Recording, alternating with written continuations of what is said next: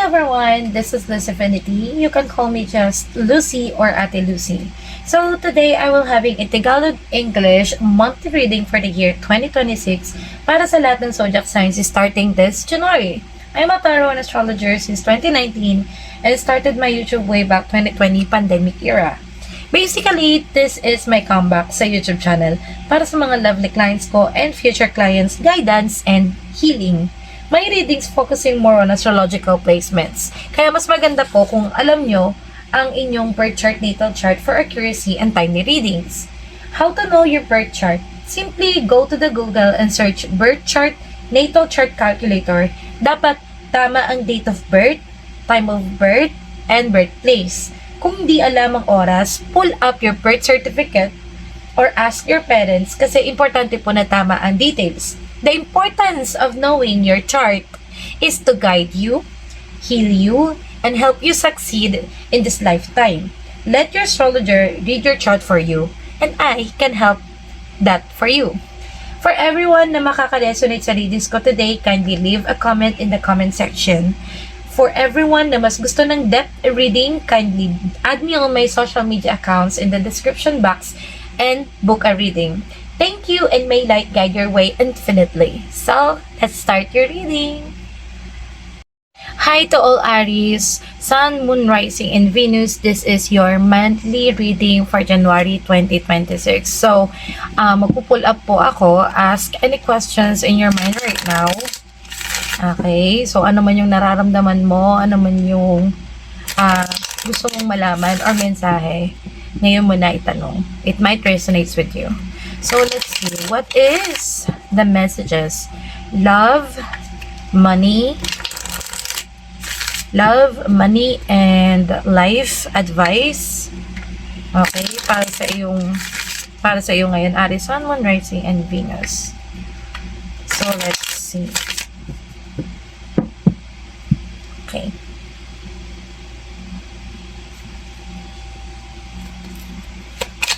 Five cards only for Aries, Sun, Moon, Rising, and Venus for the month of January 2026.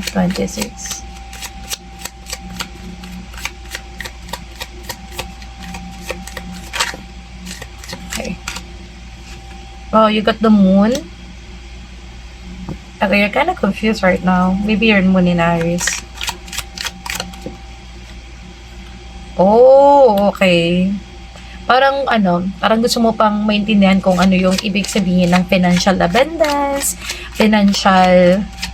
like yung sa career. Parang meron ka pang gustong i-attain pero hindi mo maintindihan kung ano yon. So, the world card, but you're still focusing more on the opportunities around the world. You may be like in your surroundings.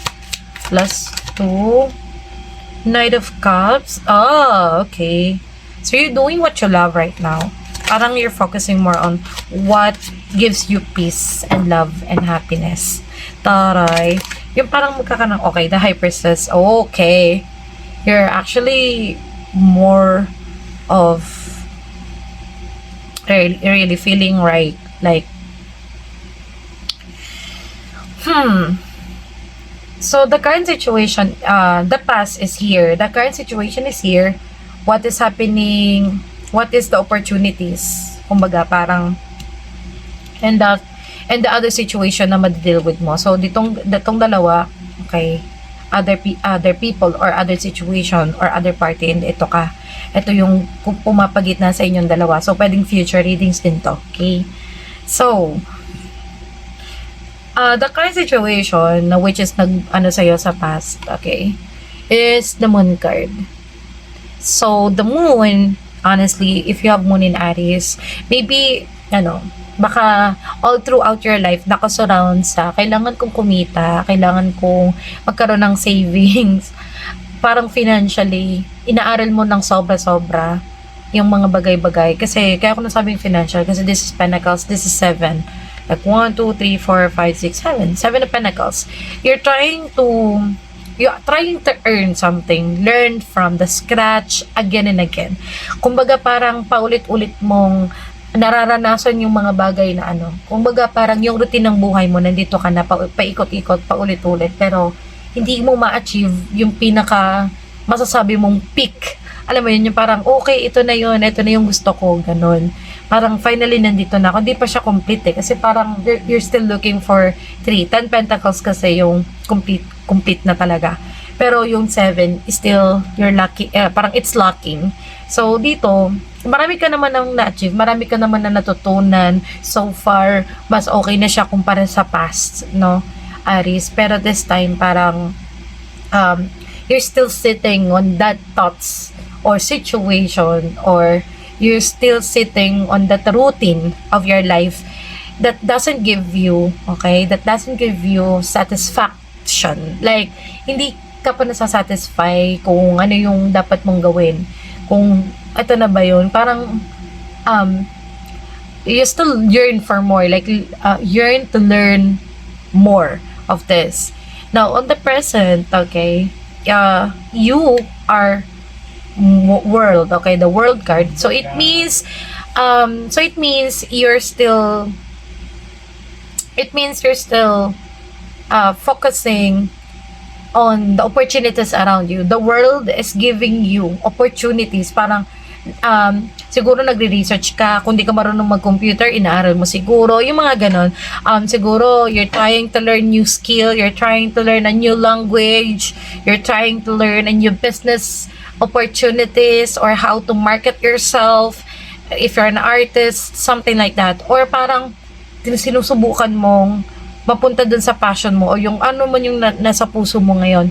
Para sa mga youngsters naman na parang gusto nila, ito na ba yung career ko? Ito ba yung, dito ko ba na-envision yung sarili ko? So, the world card is actually here, okay, giving you the way, okay, to achieve anything. Okay, so everything is possible. Basta gawin mo lang siya. Okay, so the future or the other situation that you might be dealing with is the Knight of Cups and the High Priestess. Maybe for others, no, a younger person,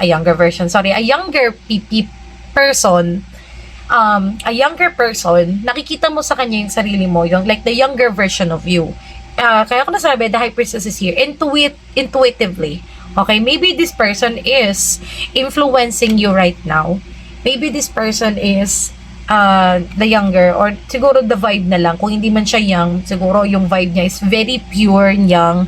Because the Knight of Cups is like offering you. For other people, someone is offering you, no, na ma-achieve yung intuition mo, if spiritual path. Okay, para mas magkaroon ka ng alignment with your intuition. The High Priestess is here. You can manifest anything you want here. You just need to know how to use your gift at this lifetime, at this moment. So the month of January is like more focusing on use your intuition and the skills that you want to learn at this lifetime. I mean, at this year, kahit this year na lang. Okay, that will help you this lifetime. So, yun lang naman yung reading sa'yo, Aries.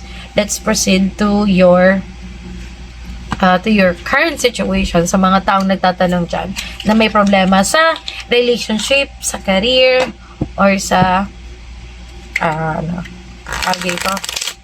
o sa kahit ano man. Okay, hindi kasi po ako nagdi-reading ng anything health related and pregnancy related and anything about legalities, kasi those ay meron tayong rules for that. Kaya nga may doktor tayo, may abogado, kasi yun yung use nila. Okay, so now for tarot, this is energetical. Okay, it's within. So what is the current situation that Aries, Sun, Moon, Rising, and Venus currently facing right now? Okay, so ano nga ba situation? How many cards will fall? That is the messages for you guys. Okay, we got cleansing. Okay, someone is doing cleansing. Someone is doing purging. Parang nagkakatas din ng tao. Eme lang. Pero more on, parang ano ka. Ayun. Oh, okay. Some other people like, right now. Okay, so far you guys, someone is doing meditation, clearing space, removing negativity. And for other people, pretending. Merong pretending dito. Fake living beyond means. Maybe some of you guys are pretending na kaya nyo pa yung trabaho nyo, or kaya nyo pa yung situation nyo, or kinakaya nyo na lang siguro. Okay? So, for other people na may guts na, or courage, or brave enough to get out of that situation, happy for you guys. Kasi mukhang mas natututo na kayo na maging, spiritual protection and cleansing for for yourself. So for other people still pretending on that situation, I hope you find a way and manage to get out yourself of that situation. Okay, hindi magandang magpretend, honestly. Okay, so let's see kung ano ang sasabihin ni Panta Oracle, guys. Okay, so ano ba yung possible na pwede niyang i-guide sa'yo? Okay.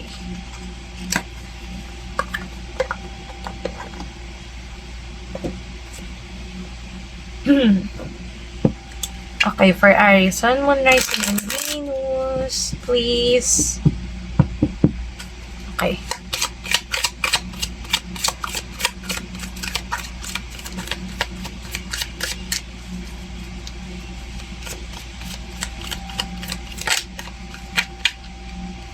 Meron ditong perseverance, guys. Okay, meron ditong perseverance. So, it says challenge, endurement, resolution. So, maybe ina-advise niya sa situation na to ngayon, ay magkaroon ka ng proper mindset. Parang a mindset, a healthy mindset, a proper routine for a healthy mindset, na yung perseverance na ginagawa mo ngayon sa current job mo or position mo ngayon, kung anumang sitwasyon yan, ay dapat worth it. Alam naman natin kung worth it o hindi. Minsan nagtitiis tayo kasi akala natin, kasi yun lang naman yung alam natin sa akala natin maikabubuti natin yun, pero minsan yun yung nag-i-stop sa atin for growth, hindi lang natin alam. That's why every time you seek for guidance, every time you pray na ilagay ka sa situation na dapat nandun ka, I think you have to start to believe in your intuition. Okay? So, let's see before kung saan mangyayari itong reading mo ngayon. What affects your ito pala. Maling card, guys. Magkakulay kasi sila. Yan. So, titingnan natin kung ano yung astrological readings mo ngayon. So, titingnan mo to pag sinabi kong second house, third house, fourth house. So, titingnan mo yung astrological placements mo. So, Aries, let's see. Anong advice or saan nangyayari tong situation na to ngayon? Who are you dealing with currently? Okay, kung anong zodiac sign din. So, na natin, Aries, Sun, Moon, Rising, and Venus, please. Aries, Sun, Moon, Rising, and Venus, please. Okay, Saturn. Wow! Actually, Saturn is currently in Aries right now. So, for other people na may Saturn in Aries, so sabihin ko lang muna ano yung Saturn in astrology.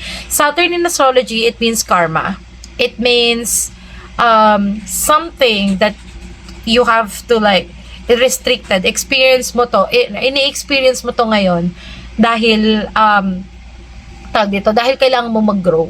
So sa ibang tao, sa ibang Aries diyan, nagkakaroon na sila ngayon ng Saturn return, mostly Saturn in Aries. So it might be happening in your first house, or just look for your Saturn. It might go there kung nasan man yung bahay ni Saturn sa'yo, or nasan man si Aries ngayon sa bahay mo. Kunwari Saturn the first house, second house, third house, gano'n. So ano nga bang effect ni Saturn sa karma? Whatever parang you reap what you sow, kumbaga gano'n. Ano yung itinanim, siyang bubunga. So ganun yung mangyayari dito.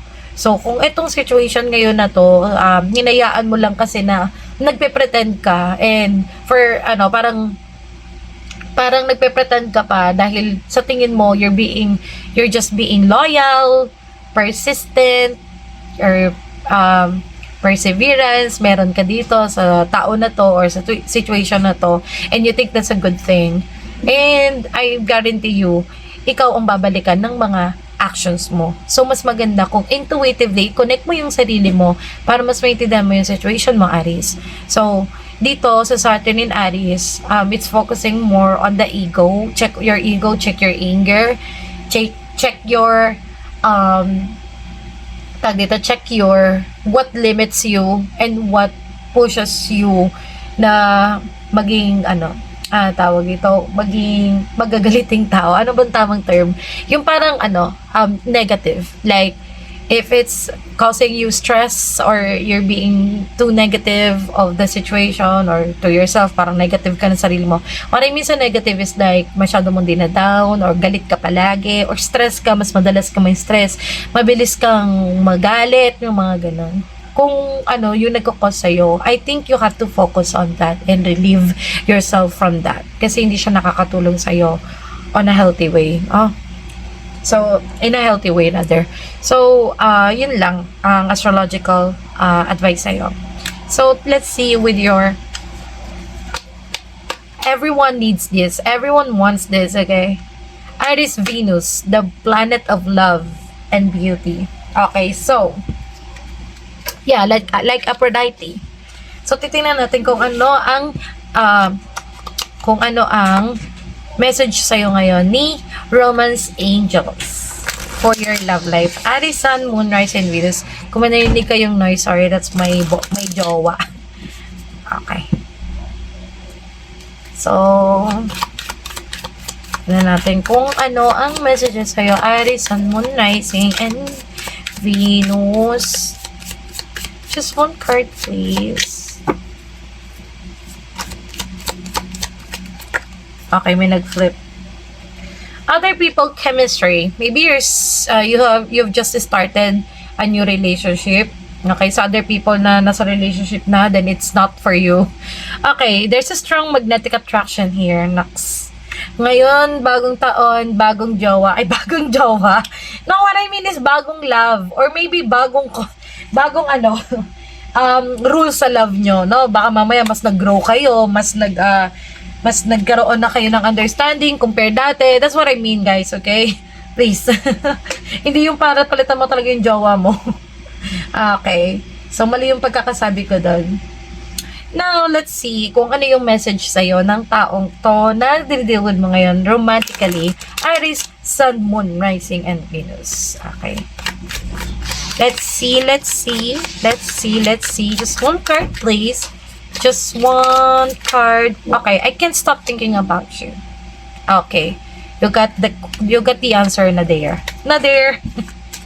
Okay, nakita mo na yung sagot. Itong taong to, siguro baguhan lang kayo sa relationship, alam mo yun. Lahat naman nagsisimula sa bago, tapos, So, yun lang.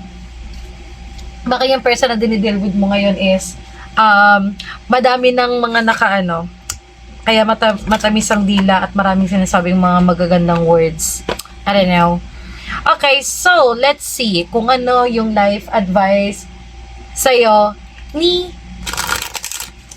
Tarot Soul Truth. Okay. So, ano nga ba ang nasa depth ng heart and soul and mind ni Aries, Sun, Moon, Rising, and Venus? Okay, so, ano nga ba? Let's see. How can I deepen my trust right now? Okay. Someone, like an Aries, Sun, Moon, Rising. Don't trust anybody at all. Okay, wala kang pinagkakatiwalaan ngayon, hindi ka naniniwala sa opportunities, hindi ka naniniwala na may talent ka, na maganda ka, na pwede ka maging supermodel, something like that.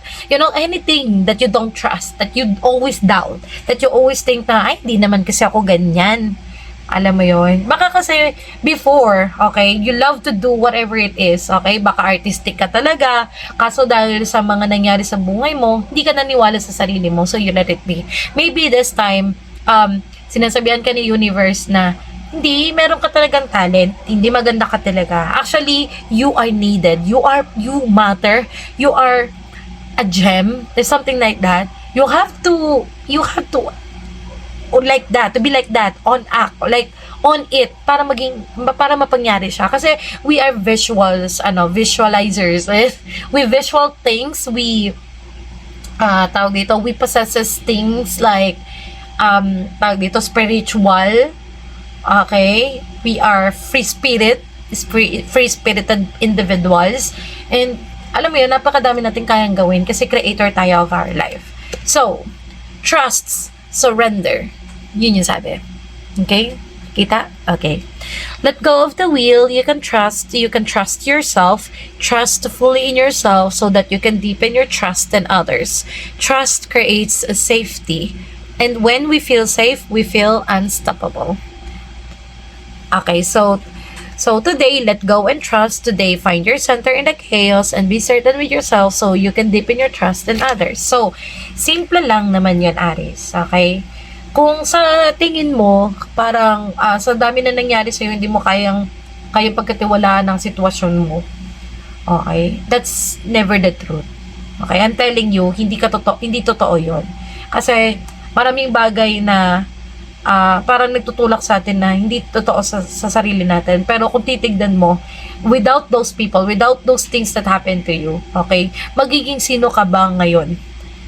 It built you, it molded you, it helped you to become who you are right now.